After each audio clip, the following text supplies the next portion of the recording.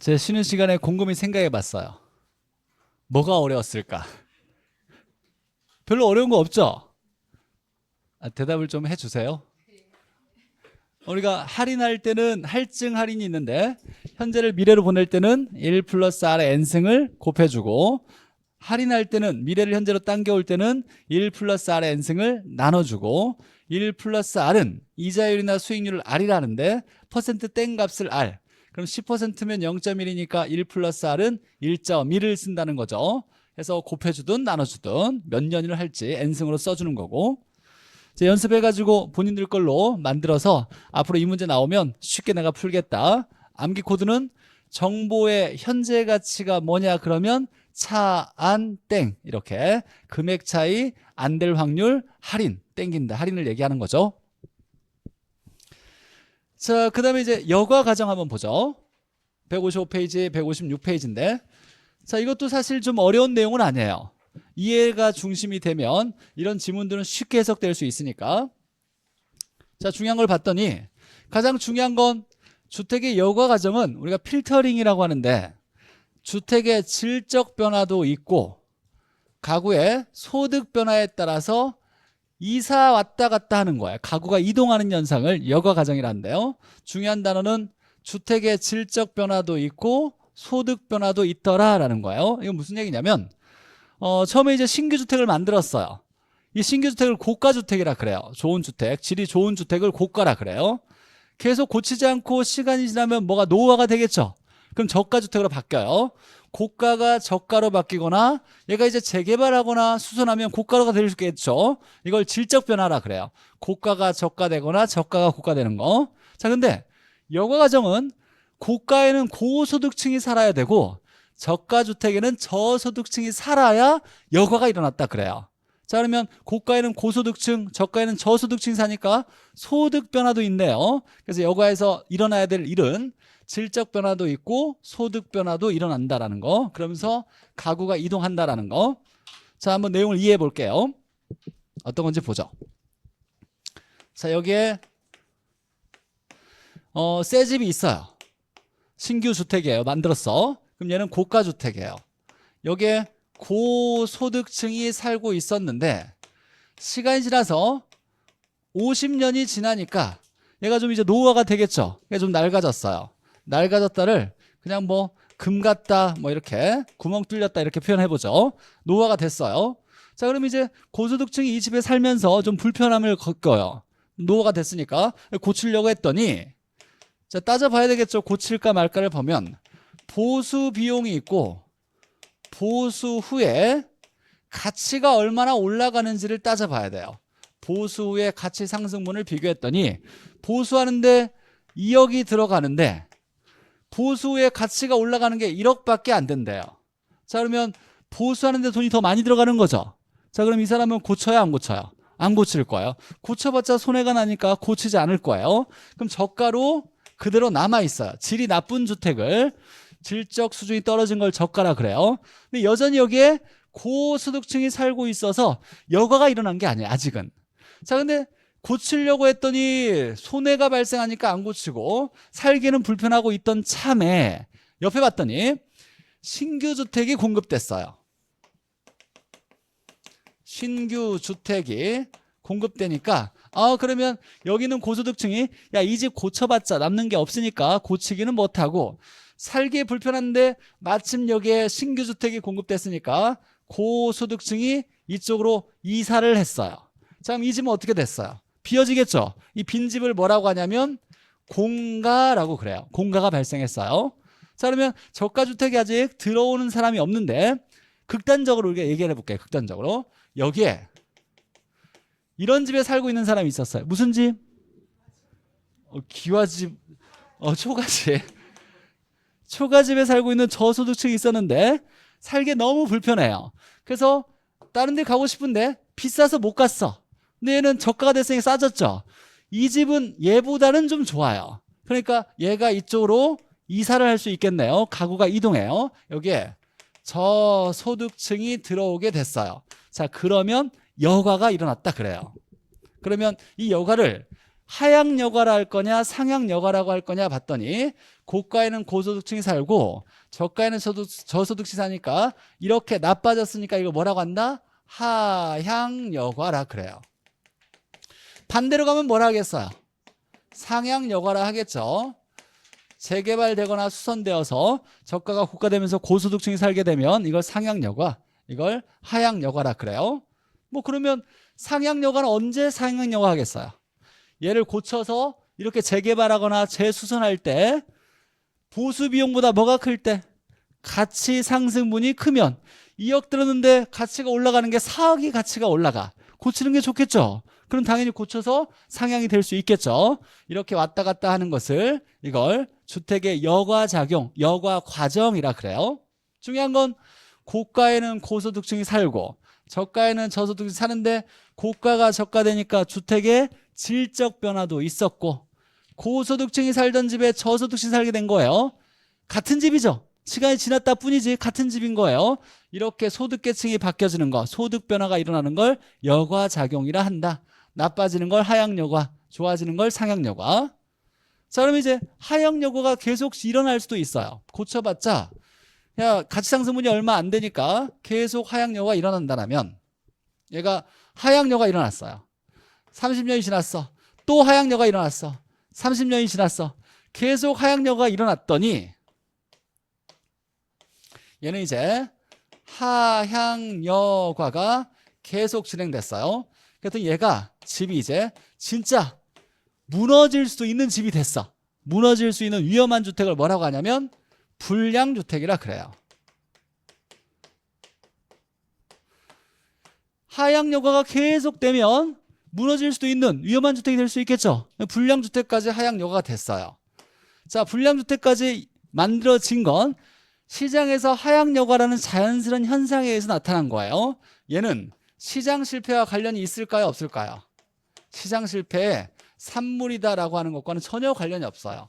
여과 과정에 의해서 자연스럽게 만들어진 건데 나라 입장에서 볼 때는 야 무너질 수도 있는 위험한 주택이니까 하향여과가 되더라도 질이 나쁜 건 자연스럽게 만들어지는 거예요. 저가가 만들어진 건 다 자연스러운 건데 야 무너질 수도 있는 위험한 주택까지는 안 됐으면 좋겠는데 왜 여기까지 하향여과가 됐을까가 이제 나라에서 관심 갖는 거예요. 이건 위험한 주택이니까 무너질 수도 있는 거니까. 자, 그러면 이 불량주택 되기 전까지만 하향여과가 됐으면 좋겠는데 여기까지 된 이유는 시장 실패와는 아무런 관련이 없고 하향여과를 통해서 자연스럽게 일어났지만 여기까지 된 이유는 뭐라고 하냐면 원인은 낮은 소득계층이 존재하기 때문이에요. 소득의 문제인 거예요. 돈이 너무 없어서 불량주택 아니면 들어갈 집을 구하지 못하는 소득계층이 있겠죠. 이걸 원하는 사람, 너무 싼 주택, 돈이 너무 없으니까 너무 싼 주택까지도 필요한 사람이 있다 보니까 여기까지 온 거예요. 자, 그럼 나라 입장에서 야 하향여과가 되더라도 불량주택이 되기 전까지만 하향여과가 됐으면 좋겠다라고 생각된다면 정부가 이제 정책을 펼쳐야 돼요. 무너질 수도 있는 집이니까. 그럼 정책은 무조건 철거하는 것이 아니라 이 사람의 소득만 높여주면 위험한 집에 살려고 해야 안 해요? 안 하겠죠. 돈이 많아지면 이런 주택이 아니라 이 앞에까지 주택까지만 원할 거예요. 그럼 여기까지 원하는 사람이 없으니까 아무도 원하지 않으면 이게 만들어질 리가 없어요. 여기까지 되고 상향여과가 다시 일어날 거예요. 그러니까 얘의 해결 방법은 해결은 철거가 아니라 뭐다? 소득을 높여주는 정책을 펼치면 된다라는 내용이에요. 이 내용을 이제 여과작용을 이해만 하면 지문들은 쉽게 해석될 거니까. 자, 중요한 건 첫 번째 노란색, 이게 중요한 노란색. 여과에서는 뭐가 변한다? 주택의 질적 변화가 일어나는 거고 또 뭐가 변한다? 소득 변화가 일어나는 거예요. 이 두 개가 여과를 설명하는 가장 중요한 키워드예요. 고가 저가 바뀌어지면서 고소득층 저소득층 이렇게 왔다 갔다 하는 현상이고. 자, 하향여과부터 보죠. 하향여과는 고가주택이 저가주택으로 전환되는 현상. 맞죠? 뭐 어려운 거 전혀 없고. 여기는 누구 살고? 고소득층이 살고 여기는 저소득층이 살게 되는 걸 얘기하는 거죠. 어떨 때 이러냐? 보수비용과 가치상승 문제가 누가 클 때? 보수비용이 크면 안 고쳐서 보수가 안 되면 보수가 안 되면 자꾸 하향여가 되는 거예요. 상향여가는 저가가 수선이나 재개발되어서 고가로 바뀌어지면 저소득층이 살던 사람이 고소득층으로 살게 되면 이걸 상향여가. 언제 그러냐? 보수 비용보다 가치 상승분이 크면 고치겠죠. 보수가 일어나거나 수선이 되거나 개발이 되어서 좋은 집으로 바뀌어질 거예요. 이런 걸 상향여가. 주택여가 현상의 특징을 봤더니 여가 현상이 발생하기 위해서는 신규 주택의 공급 필요해요? 필요해요? 왜? 고소득층이 빠져나가야 돼. 그럼 뭐가 돼야 돼? 공가가 만들어져야 돼요. 맞죠? 고소득층이 빠져나가려면 신규 주택 공급이 있어야 되고 기존 고가주택에 공가가 발생해야 돼요. 비어져야 다른 소득계층이 들어올 거니까 비어져야 되고 여가 현상은 주거의 질을 개선하는 효과가 있을까요? 없을까요? 상향이면 주거질 개선돼요. 저가가 고가되니까. 하향은 주거질이 개선돼요. 개선되는 효과가 있어요. 무슨 얘기냐면 상향은 당연히 주거의 질이 개선되겠지만 이렇게 나빠지긴 하지만 가구 입장에 소득계층 입장에서는 얘가 이렇게 가면 얘도 좋아지는 거예요. 살기 어려운 곳에 힘든 곳에 더 좋은 집 신규 주택으로 갔으니까 얘 좋아졌어. 초가집에 살던 사람이 여기로 갔으니까 좋아진 거죠. 그러니까 여가작용은 상향이든 하향이든 주거의 질이 개선되는 효과가 있다 해요. 그래서 주거의 질을 개선하는 효과가 주거질 개선하는 효과가 발생한다. 뭐 자연스럽게 이해하면 되는 거예요. 딱히 외울 건 아니고. 자, 그 다음에 불량주택의 문제. 하향여가가 계속되면 어디까지? 불량주택까지 간다 그랬어요. 무너질 수 있는 위험한 주택. 근데 불량주택은 하향여가를 통해서 자연스럽게 발생하는 거예요. 시장 실패의 원인과 관련이 없어. 시장 실패의 산물이 아니라 시장 실패로 만들어진 게 아니라 뭐 때문에? 낮은 소득의 문제로 발생하는 거야. 돈이 너무 없다 보니까 불량주택 아니면 다른 데 살 데가 없는 거야. 그래서 이걸 원하는 사람이 있으니까 여기까지 하향여가가 된 거고, 그러면 정부 정책으로서 불량주택의 대책은 단순히 철거가 아니라 저소득층의 소득을 높여주는 정책을 펼쳐서 돈이 많아지면 좀 더 좋은 집에 가겠죠. 그럼 불량주택을 원하는 수요자가 아무도 없어. 그럼 시장에서 이런 게 만들어지지 않는다요. 그 전에 이미 하향여가 끝나고 다시 재개발돼 상향이 될 거예요. 그래서 소득 증가 정책이 필요하다라는 거예요. 자, 그럼 이해하고 이런 질문을 읽어 나가다 보면 이제 당연한 얘기지, 맞는 얘기지 이렇게 돼야지. 무조건 그냥 다 외울 수는 없어요. 밖으로는 이해가 중요하다 그랬고, 가장 중요한 건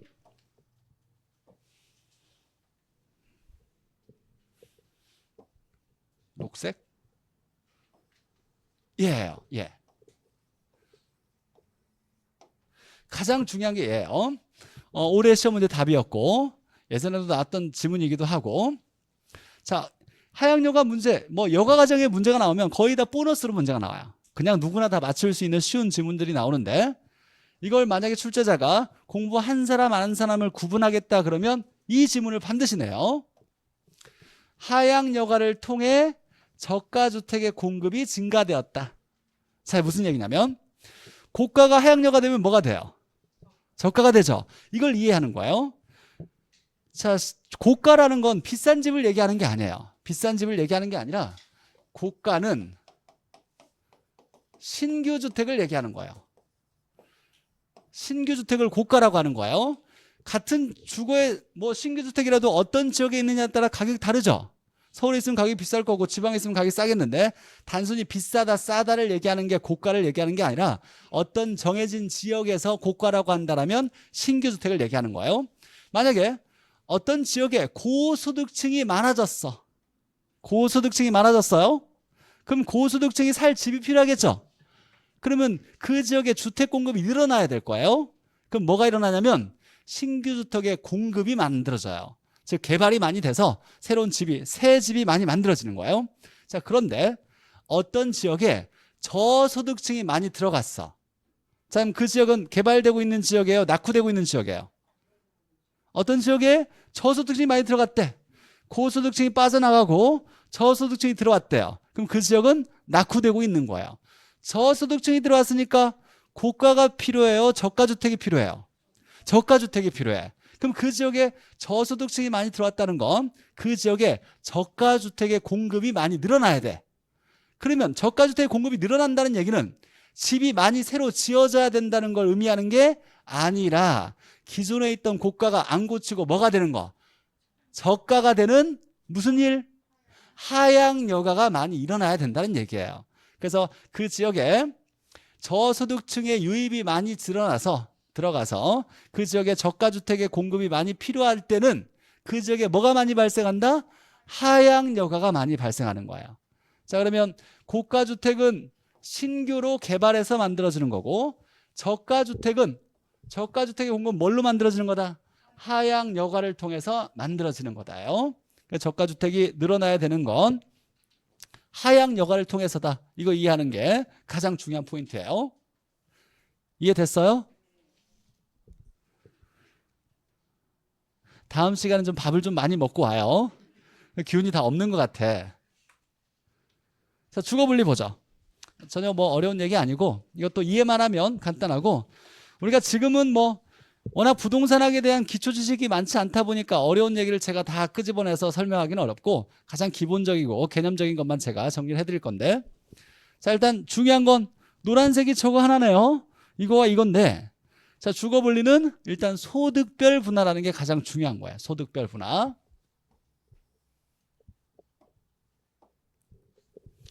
자, 주거지가 분리되는데 고소득층의 주거지역과 저소득층의 주거지역이 나눠져 있대요. 항상 우리 주변도 살펴봐요. 잘 사는 사람 주거지와 못 사는 사람 주거지가 섞어져 있어요? 나눠져 있어요? 나눠져 있죠. 서울에서는 잘 사는 사람들 어디에? 강남에. 못 사는 사람 어디 좀 다른 데 있겠죠? 어디 있을까요? 서울, 강남에서도 나눠져 있을까요? 강남에서도 잘 사는 지역과 못 사는 지역이 나눠져 있죠. 주거분리는 언제나 들어가 있어요. 도시 전체를 봐도 주거분리가 돼 있고 작은 근린 지역, 작은 생활권 내에서도 주거분리는 일어나고 있어요. 그러면 잘 사는 사람과 못 사는 사람은 따로 나눠져 있는데 이걸 나눠지는 현상을 주거분리라 하고 얘는 뭐에 따라서 나눠진 거다? 소득별 분화예요. 절대로 용도별 분화라고 하면 안 돼요. 용도는 뭐? 뭘 용도라 그래요?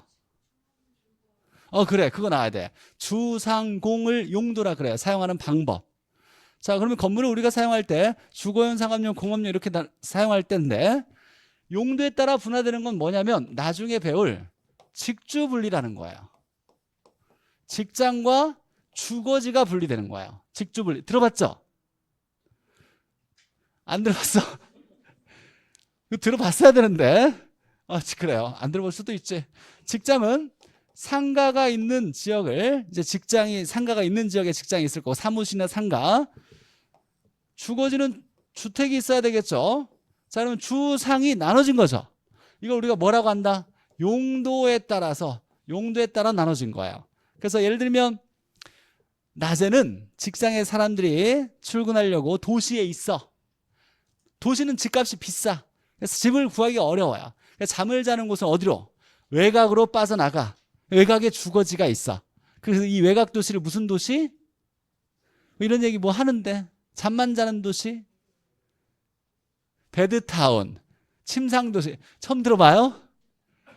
그래. 그럴 수도 있어. 어찌됐거나 도심에서 출근하려고 도심으로 왔는데 도시에서 집을 구하기는 너무 어려운 거예요. 비싸니까. 그래서 잠자는 집은 외곽에 두는 거예요. 외곽으로 빠져나가. 외곽 도시로. 이 외곽 도시를 잠만 자는 도시라 해서 침상도시, 뭐 베드타운이라 그래요. 그러면 잠자는 곳과 직장에 있는 곳이 나눠지죠. 이렇게 나눠지는 걸 직주분리라 그래요. 그럼 직주분리는 뭐에 따라 나눠진 거? 용도에 따라 나눠진 거고. 그럼 출제자가 이제 이 문제를 낼 때 이런 기본적인 내용들은 그냥 한글 읽으면 맞출 수 있어요. 누구나 다 거의 다 맞을 수 있는데 이런 걸 틀리면 안 돼요.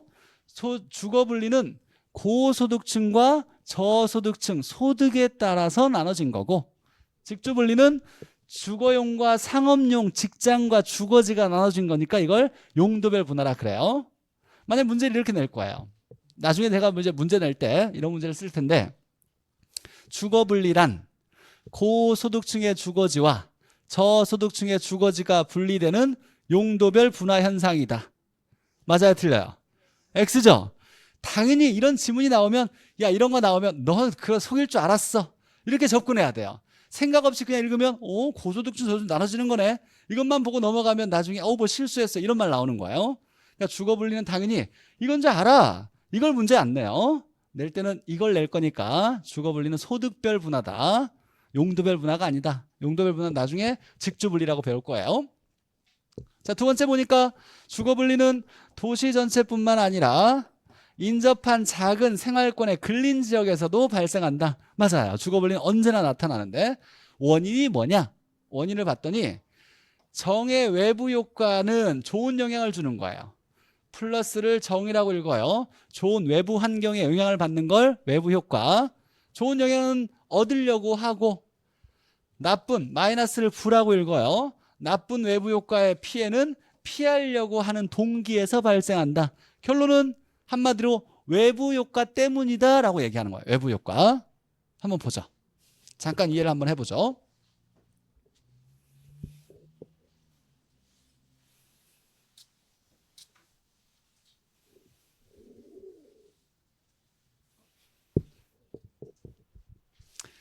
자, 경계 없이 그냥 제가 구분을 해볼게요. 여기에 고소득층의 주거지가 있고 저소득층의 주거지가 있어요. 이렇게 나눠져 있어요. 이거 우리가 뭐라고 하냐면 주거 분리라 그래요. 자, 그러면 자 극단적으로 또 얘기해 볼게요. 극단적으로 여기는 잘 사는 사람들이 막 사는 집이야. 그럼 고가가 많아요? 저가가 많아요? 고가겠죠. 대부분이 다 고가예요. 고가 속에 저가는 없어 사실. 여기는 잘 못 사는 사람이니까 여기 주택은 다 저가 주택일 거예요. 그러면 이 지역은 예를 들면 막 집을 잘 지어져 있고 관리가 돼 있고 정원도 막 좋아. 나무도 막 심어져 있어. 새소리도 들리고 집집마다 막 클래식 흘러나오고 도로도 반듯반듯하고 쓰레기도 없어. 학군도 좋아. 범죄도 없어요. 질병도 별로 없어. 여기는 다 저가야. 막 무너지고 막 뭐 난리가 났어요. 교통도 안 좋고 막 쓰레기도 막 넘쳐나고 막 냄새도 안 좋고 질병도 많고 범죄도 많아. 학군도 안 좋아. 이랬어요. 이렇게 지역이 나눠져 있는데 여기서 이렇게는 좋은 영향을 줘요? 나쁜 영향을 줘요? 좋은 영향. 이걸 정의 외부 효과라 그래요. 자, 이렇게는 좋은 영향이 나쁜 영향이에요. 나쁜 영향을 줘요. 부의 외부 효과가 나타나요. 자, 그러면 저소득층의 주거지에는 얘 좋은 영향을 받으려고 뭐해? 쫓아가. 얘 가만히 있으면 합쳐질 거야. 얘 가만히 있는다 도망간다. 도망가요. 나쁜 영향을 주는 게 자꾸 오니까 얘가 도망가요. 그럼 합쳐진다 안 합쳐진다? 안 합쳐져요. 이걸 넓게 거시적으로 봤을 때 이런 일이에요. 외부 효과 때문에 좋은 걸 얻으려고 쫓아가지만 나쁜 것을 주니까 나쁜 영향을 주니까 이걸 피하려고 도망가다 보니까 두 개가 합쳐지지 않아요. 이걸 자세히 한번 들여다볼게요. 이쪽으로 한번 보죠. 이쪽. 이 지역을 봤더니 여기에 다 저가가 있어. 뭐 집들이 있는데 이렇게 집들이 있다 보죠. 얘가 다 저가 주택이에요. 어떤 개발업자가 여기에 삐까번쩍한 고가 신규 고급 주택을 지을까요? 안 지을까요? 안 짓죠? 왜 안 지어?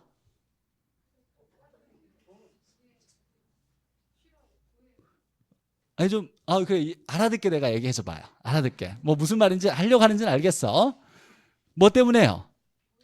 그래요. 부의 외부 효과 때문이에요. 무슨 얘기냐면 얘가 내가 고급 주택, 신규 주택을 지으려고 해요. 자, 그러면 비싸게 짓겠죠. 얘가 지으려면 이윤을 남겨야 되니까 지은 다음에 얘가 주택 가격 가치가 올라가서 이윤을 남겨야 되는데 얘가 5억에 만들었어. 이쪽 집들이 다 2억짜리야. 근데 5억짜리를 좋은 걸 만들었어요. 만들어서 이제 이윤을 더 높여서 6억에 팔면 좋겠는데 주변이 다 2억짜리예요. 근데 무슨 영향을 받아요?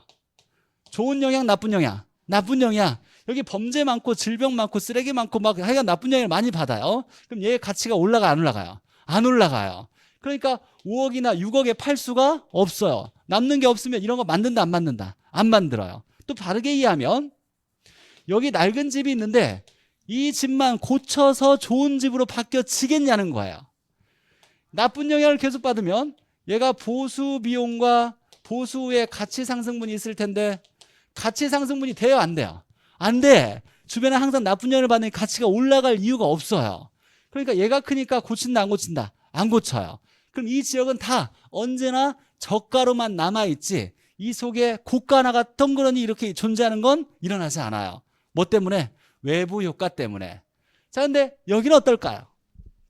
여기는 주변이 다 좋아. 주변이 다 좋고 다 비싸고 좋은 영향을 줘요. 얘가 하나 낡아졌어. 얘 고칠까요, 안 고칠까요? 고쳐요. 얘는 보수 비용과 가치가 올라가는 걸 봤더니 좋은 영향을 받으니까 가치 상승분이 커요. 그럼 자연스럽게 고쳐져서 여기는 다 좋은 집들만 존재하게 되는 거예요. 그러니까 자세히 보든 넓게 보든 다 이유는 뭐 때문에? 외부 효과 때문에.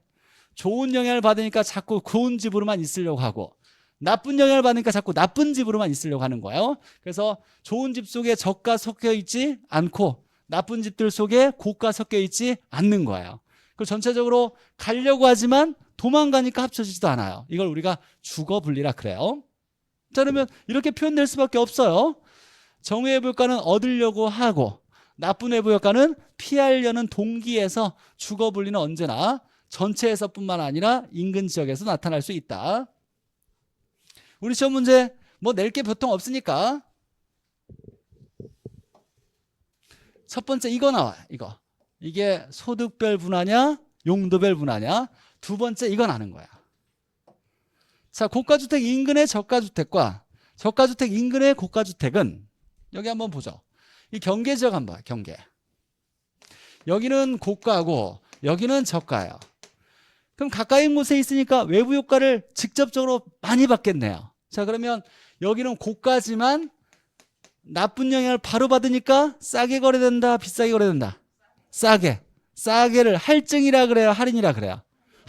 할인되어 거래될 거고, 여기 지역은 저가주택인데 좋은 영향을 바로 받으니까 비싸게 거래되겠죠. 이걸 할증되어 거래된다, 이렇게 얘기하는 거예요. 자, 그러면 경계지역에서 이 문장만 보면 돼요.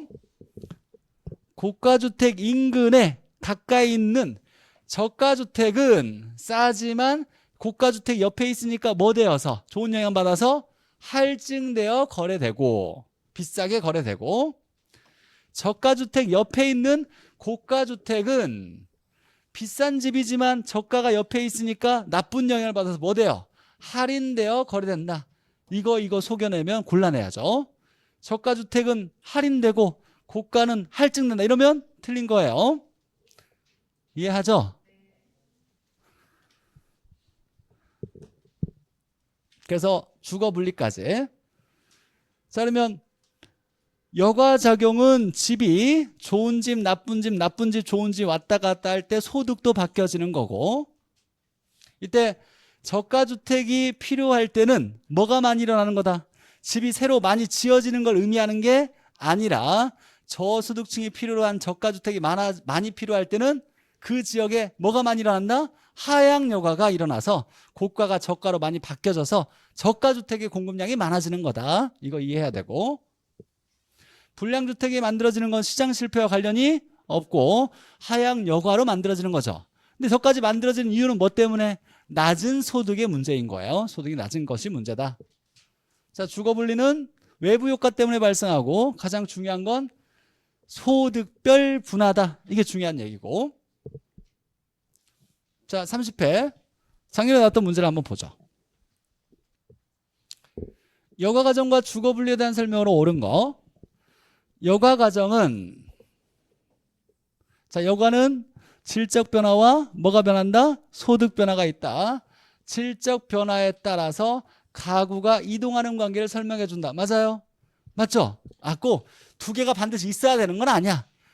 여가가 일어나면 질적 변화도 있을 수 있고 소득 변화도 있을 수 있는데 이 두 개를 꼭 동시에 표현해 줘야만 맞는 건 아니에요. 이거에 따라 이동한다라고도 얘기할 수 있고 소득에 따라서 이동한다고도 볼 수 있는 거예요.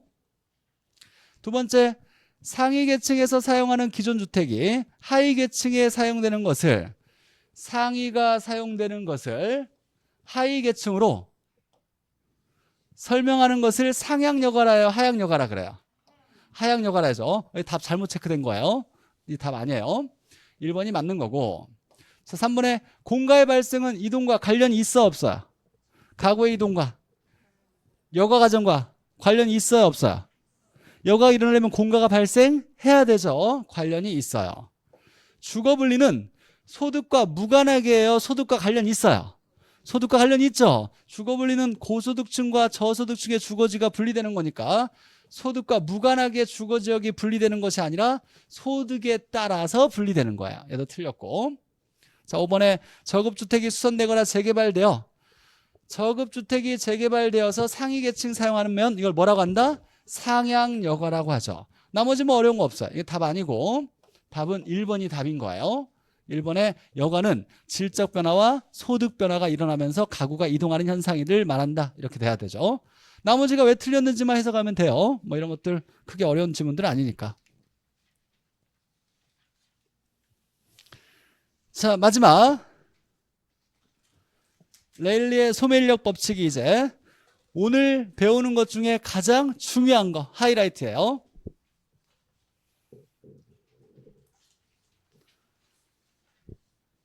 오늘 왜 이렇게 더운지 모르겠어요. 아, 더워요 여러분도? 히터 다 껐어요? 아, 그래?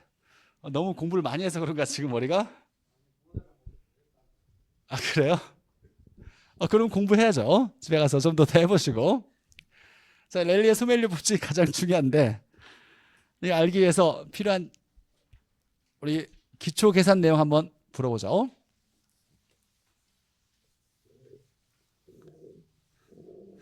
못 알아먹는다니까 더 내가 땀이 나고 있어요. 자, 봐봐요. 우리가 A분의 B라고 하면 이거 어떻게 읽는다? A에 대한 B의 비율. 이걸 풀려면 B를 A로 나눈 값이라고 얘기하죠. 얘를 우리가 A에 대한 B의 비율이라고 얘기해요. 자, 그럼 기본적으로 이런 거 한번 제가 문제를 내볼게요. 여기에 남자가 3명 있고 여자가 7명 있대요. 제가 여기다가 남자 비율이 얼마냐라고 물어봤어요. 남자 비율 얼마? 남자 비율 얼마예요? 얼마? 3 나누기 7? 30%? 3%? 자, 일반적으로 여기에 생략된 건 뭐냐면 보통 남자의 비율을 얘기하는 건 여기서 우리가 이렇게 얘기했지만 중요한 건 A에 대한 게 아니라 B가 중요하다 그랬어요. 분자가 중요한 거예요. B의 비율이니까 얘가 중요한데 얘는 기본적으로 누구나 다 알 수 있는 내용일 때는 생략을 해도 괜찮아요. 자, 그럼 여기에 생략된 건 뭐냐면 언제나 전체에 대한이에요. 중요한 건 생략할 수 없지만 누구나 다 알 수 있는 경우라면 생략을 해도 써서 표현해요. 전체에 대한 남자의 비율을 얘기하는 거예요. 그럼 전체는 몇 명이에요? 10명이죠. 10명. 남자는 몇 명? 3명. 그럼 비율은 얼마? 0.3이라고 대답하거나 이걸 퍼센트로 바꾸면 몇 프로? 100을 곱해줘야 되겠죠. 그러면 30%라고 얘기해요. 그러니까 남자의 비율을 그냥 이렇게 얘기한다면 얘는 앞에 생략된 건 뭐냐면 전체에 대한 남자의 비율이에요. 자, 그러면 이렇게 해보죠. 다시 한번.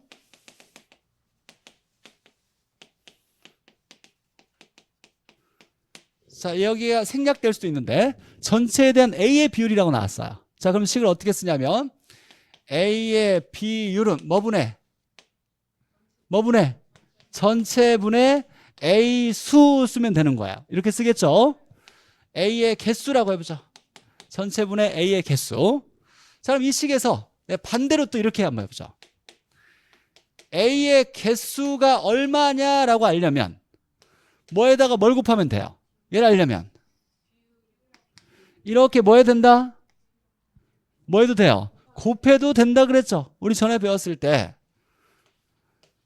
A분의 모르는 거가 B다 그러면 모르는 거는 A 곱하기 B 이렇게 했었어요. 네모는 A 곱하기 B예요. 이렇게 할 수 있겠죠.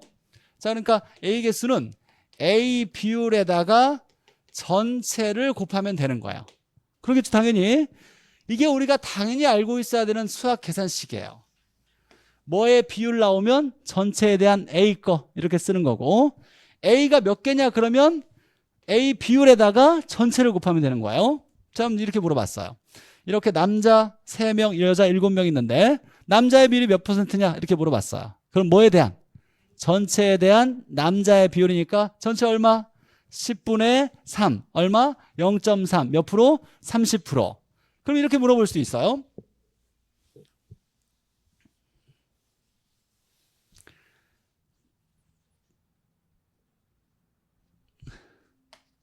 전체가 10명이 있더라.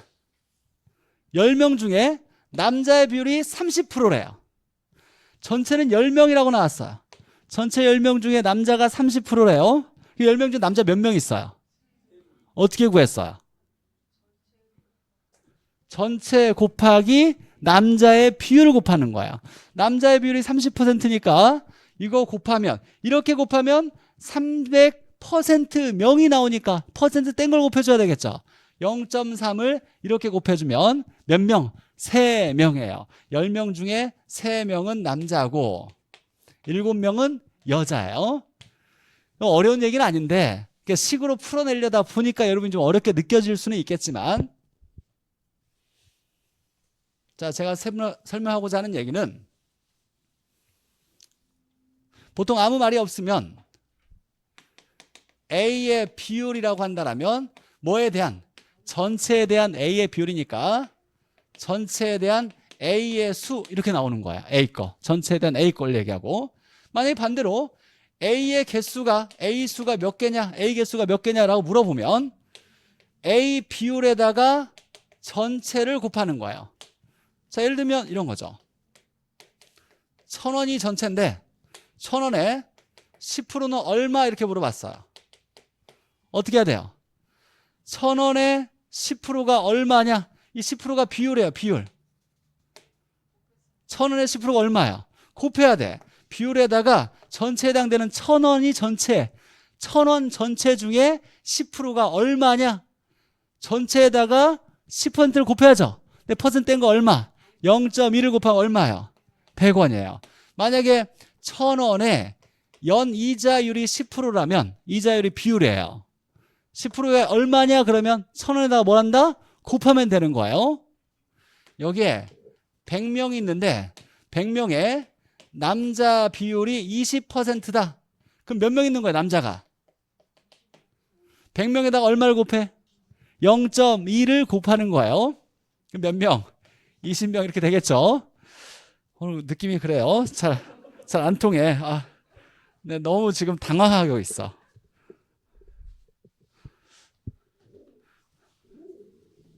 다른 데도 이랬다라면 내가 이렇게 수업하지 않았을 거예요. 다른 데 잘 알아들었는데, 그렇죠. 뭐 여기만 모자란다는 얘기는 아니고,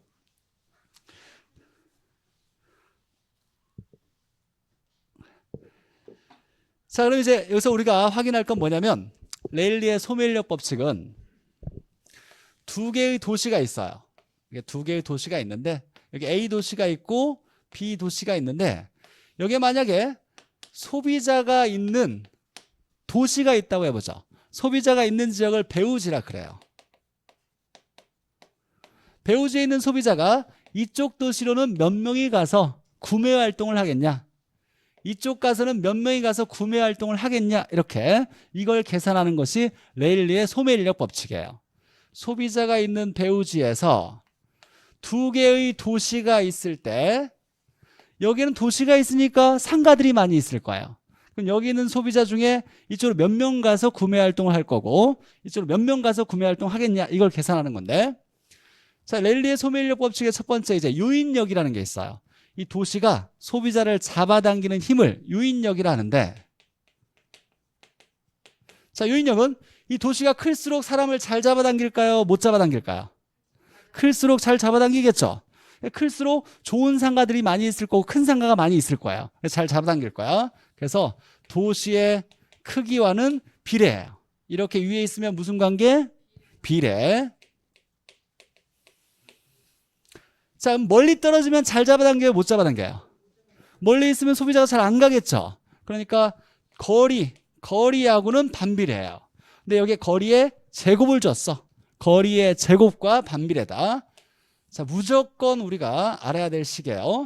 이건 잘 몰라도 요인력은 거리의 제곱분의 나머지 이렇게 생각해야 돼요. 도시의 크기를 인구수로 표현될 수도 있는데 어찌됐거나 요인력을 구하는 것부터 출발하는데 요인력은 거리의 제곱분의 나머지, 거리의 제곱분의 나머지예요. 그 요인력은 거리의 제곱과는 무슨 관계?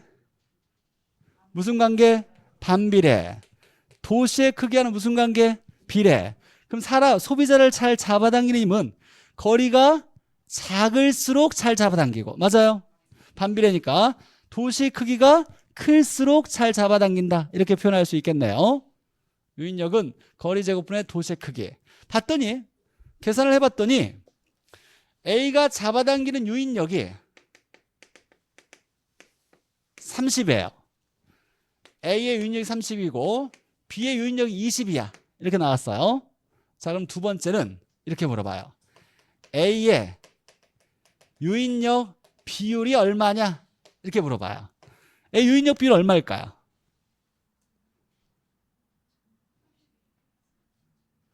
요인력이 30이고 요인력이 20이고 요인력의 비율이 얼마냐고 물어봤어요. 50분의 30 맞아요? 우리 방금 했잖아. 그죠? 남자 3명, 여자 7명. 남자 비율 얼마? 몇 분의 몇? 10분의 3. 이 앞에 생략된 건 전체에 대한 남자의 비율이에요. 10분의 3이니까 얼마예요? 0.3. 퍼센트는 몇 프로? 30% 이렇게 되겠죠? 우리 잠깐 좀 쉬고 해야 될까 봐. 자, 그럼 여기는 전체에 대한이 있어요. 전체에 대한이 생략된 거고 A 거가 30이고 요인력이 B 거가 20이니까 이 A의 비율을 얘기하는 건 요인력의 비율은 전체 중에서 A의 요인력의 비율이 얼마냐 이렇게 묻는 거예요. 그럼 전체는 얼마예요? A 건 얼마? 30. 그럼 얘는 얼마예요? 계산하면 0.6 몇 프로? 60% 이렇게 되는 거예요. 그러면 A가 전체 요인력 중에 60%만큼 잡아당긴다는 거예요. 그럼 나머지 B가 40% 잡아당긴다는 거죠. 근데 여기에 소비자가 100명이 있어. 그럼 A는 몇 명 잡아당길까요? 어떻게 구해요? 60%에다가 전체를 곱하면 돼요. 몇 명? 100명 중에 60%를 잡아당긴다. 그럼 몇 명 나온다? 60명이에요. 60명이 A로 가고 나머지 40명은 B로 가는 거예요. 만약에 여기가 100명이 아니라 50명이 있더라, 소비자가. 그럼 A로 몇 명? 여기다 100명이 아니라 얼마? 50명을 곱해야 되겠죠. 50명 중에 60%를 잡아당긴다. 그러면 30명이 A로 끌려가겠다. 이거 계산하는 거예요. 자, 그러면 레일리의 소멸력 법칙은 사실 이해만 하면 계산이 좀 어려운 유형에 속한다곤 하지만 이해만 하면 절대 어려운 거 아니니까. 첫 번째, 요인력을 계산하는 식. 거리의 제곱분의 크기. 그러면 A의 요인력이 얼마? B의 요인력이 얼마 구해지겠죠? 그러면 A의 요인력의 비율이 얼마냐? 그러면 전체분의 A의 요인력이에요. 전체면 A 거 B 거 더하면 돼요. A 거 B 거 더해서 전체분의 A 거 이렇게 해서 비율이 나왔어. 비율 나오면 여기에 소비자가 50만 명 있대요. 50만 명에 60% 잡아당긴다는 거예요. 60%가 나왔으니까 50만 명 60% 얼마? 곱하면 되는 거예요. 0.6에다가 50만 명을 여기 만 명 집어넣어 50만 명을 곱하면 30만 명 데려올 거다. 나머지는 B로 가겠다. 이 계산하는 거예요. 자, 그래서 한번 과정을 쉬었다가 문제는 풀어볼 건데 과정만 한번 다시 살펴보죠. 레일리의 소멸력 법칙은 일단은 별표가 3개. 계산 문제 중에 가장 중요한 계산 문제 중에 하나라 그랬어요. 2개의 도시에서의 두 개의 도시에서 고객의 유인력을 계산하는 이론이래요. 소비자를 잡아당기는 힘을 계산해서 마지막으로 몇 명 끌어당길 거냐를 이제 알아내는 건데, 첫 번째 해야 될 건, 자, A 도시로 끌려오는 유입 인구수를 계산할 때 A와 B의 유인력을 각각 계산한대요. 끌려오는 힘. 자, 유인력은 어떻게 계산하냐? 유인력은 거리의 제곱분의 크기. 도시 클수록 인구수가 많아요. 크기 대신에 인구수로 나올 수도 있는데 중요한 건 거리의 제곱이 분모에 들어간다는 거. 거리의 제곱분의 크기. 자, 첫 번째는 각각 도시의 유인력을 계산하고, 자, 두 번째는 전체에 대한 A의 유인력의 비율을 계산한대요. 이걸 우리가 뭐라고 할 거냐면 전체 유인력에 대한 A 유인력 식을 어떻게 써야 돼요? 그러면 전체 분의 A 유인력 이렇게 써야 되겠죠. 이걸 우리가 A의 유입 비율이라 그래요. A의 유입 비율은, 그러면 전체 유인력은 A의 유인력에다가 B의 유인력을 더하면 되겠네요. 더한 것분의 A 거 쓰면 비율이 나오고, 이 비율을 구하면 여기에다가 소비자 수를 곱하면 이 소비자 전체에 해당되는 소비자 수 중에 비율만큼 잡아당기겠다. 최종적으로 몇 명이겠다. 계산하는 거예요. 가볍게 한번 연습만 해보고 쉬죠.